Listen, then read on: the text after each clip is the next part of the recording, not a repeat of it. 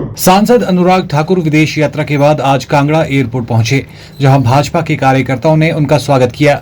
अनुराग ठाकुर ने मीडिया से बातचीत में कहा कि पाकिस्तान को उनकी हरकत का जवाब देना बहुत जरूरी था, क्योंकि पाकिस्तान ने भारत में कई आतंकी हमले किए हैं और इस बार पाकिस्तान को करारा जवाब भी दिया गया है। इससे पहले भारत में जितने भी आतंकी हमले हुए हैं, उनके पीछे पाकिस्तान का ही हाथ था। पाकिस्तान में ही आतंकी संगठन फलते फूलते हैं, लेकिन अब अगर कोई भी आतंकी गतिविधि पाकिस्तान द्वारा की जाती है तो पाकिस्तान को और ज्यादा करारा जवाब दिया जाएगा। अनुराग ठाकुर ने राहुल गांधी के सवाल पर कहा कि उनकी राजनीति एक नकारात्मक सोच वाली हो गई है और कांग्रेस पार्टी को सोचना पड़ेगा कि देश के मुद्दे पर सभी दलों के सांसदों ने अपनी राजनीतिक विचारधारा से ऊपर उठकर देश की बात दुनिया में की। तो उस समय देश में रहकर राहुल और कांग्रेस के कुछ वरिष्ठ नेता भारत सरकार की आलोचना कर रहे थे और भारत की सेना पर प्रश्न खड़े कर रहे थे।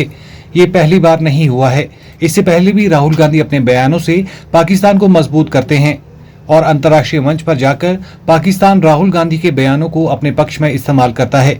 इससे बड़ा दुर्भाग्य और क्या हो सकता है। पहले तो मैं प्रधानमंत्री नरेंद्र मोदी जी का आभार प्रकट करता हूँ कि हिमाचल को भी अवसर दिया है देश की बात रखने के लिए, क्योंकि भारतीय सेनाओं ने जो मुंह तोड़ जवाब ऑपरेशन सिंदूर के माध्यम से पाकिस्तान प्रायोजित जो आतंकवाद है उसके खिलाफ जो उसकी कमर तोड़ने का काम किया है, वो दुनिया भर के सामने पाकिस्तान का चेहरा एक बार फिर बेनकाब करने की आवश्यकता थी।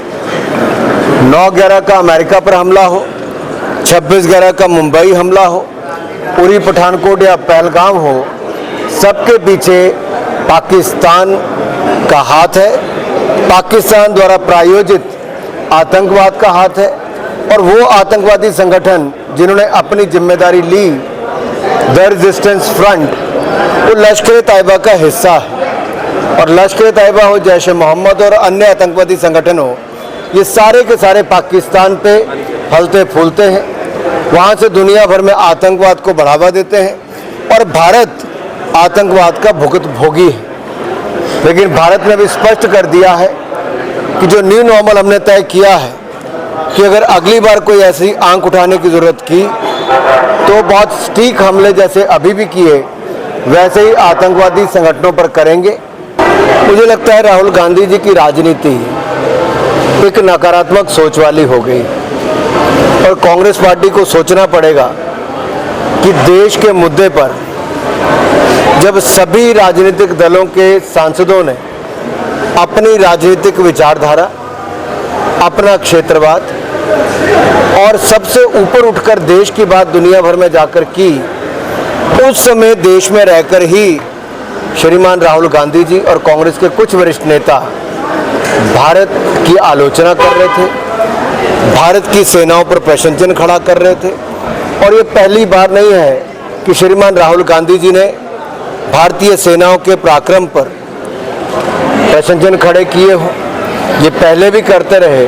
और कहीं ना कहीं अपने इन बयानों से राहुल गांधी जी पाकिस्तान को मजबूत करते हैं, उनको बोलने के लिए हथियार देते हैं और अंतर्राष्ट्रीय मंच पर जाकर पाकिस्तान राहुल गांधी जी के बयानों को अपने पक्ष में इस्तेमाल करता है।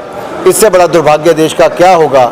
एक ऐसा राजनीतिक दल जो 60 वर्ष सत्ता में रहा हो, वो आज जब सत्ता से बाहर हुआ तो वैसे तड़पता है जैसे बिन पानी मछली तड़पती है।